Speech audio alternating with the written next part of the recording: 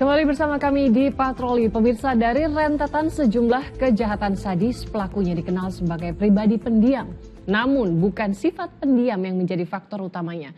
Cara mengelola emosi dan kondisi kesehatan mental sangat penting menghindari terjadinya tindak kejahatan di luar batas.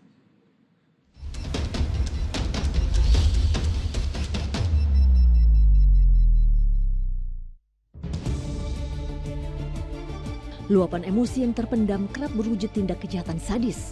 Tersangkanya seringkali dikenal sebagai sosok yang tak banyak bicara. Seperti kasus pembunuhan disertai mutilasi yang baru-baru ini terjadi di Mojokerto, Jawa Timur.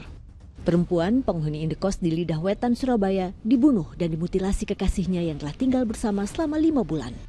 Tersangka sakit hati, korban kerap marah serta bertindak kasar ketika kebutuhan ekonomi tak dicukupi. Dan hal itu sebenarnya sudah berulang sejak sebelum-sebelumnya. Kemudian pelaku sedikit kewalahan dengan tuntutan ekonomi korban yang meminta gaya hidup dan seterusnya. Hal tersebutlah yang menjadi sebuah akumulasi akhirnya memicu cekcok di malam hari tersebut. Warga tak mengira pria asal Labuan Batu, Sumatera Utara yang dikenal pendiam dan jarang bersosialisasi itu tega bertindak sadis. Kalau warga sini sih udah seberapa mengenal, karena dia kan memang jarang untuk sosialisasi. Kurang komunikasi dia, intinya seperti itu. Setali 3 uang, pria warga Nagari Sungai Buluh, Batang Anai, Padang Pariaman, Sumatera Barat membunuh 3 perempuan dengan sadis. 1 diantaranya dimutilasi dan 10 potongan tubuhnya dibuang ke aliran Sungai Batang Anai.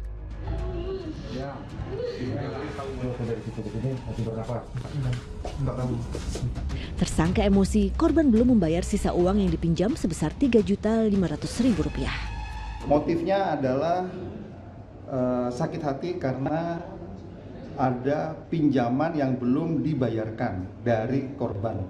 Latar belakang pelaku karyawan security di salah satu perusahaan swasta. Sementara 2 korban lain, salah satunya merupakan kekasih tersangka.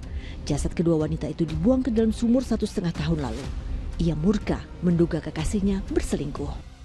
Tetangga tak menyangka pria berusia 25 tahun yang dikenal pendiam itu bisa berlaku kejam. Kaget banget Pak, seluruh masyarakat sini kaget semua.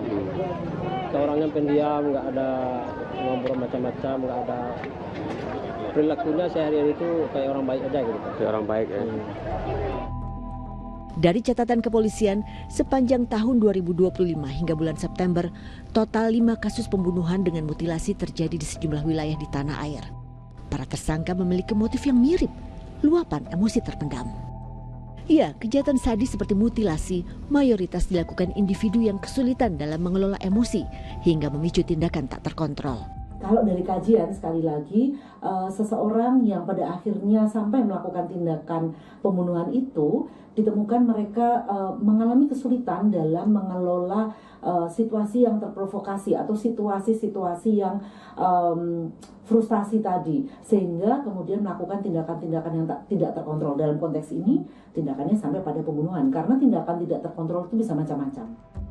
Karakter seseorang yang pendiam tidak dapat dijadikan tolok ukur kemampuan melakukan kejahatan sadis. Yang perlu ditinjau adalah kondisi kesehatan mental serta kendali dalam mengatasi persoalan. Nah, kalau kita kemudian mencari atau mencoba memahami kenapa ya dalam keseharian dia itu terlihat sebetulnya pendiam, tetapi kemudian dia mampu melakukan perbuatan pembunuhan bahkan melakukan mutilasi. Ini perlu dipahami dari bagaimana orang tersebut melihat atau merespon kondisi-kondisi di mana dia terprovokasi dari persoalan-persoalan hidup misalnya, atau kondisi-kondisi ketika dia terstimulus terhadap emosi-emosi tertentu. Bagaimana sebetulnya proses internal yang terjadi.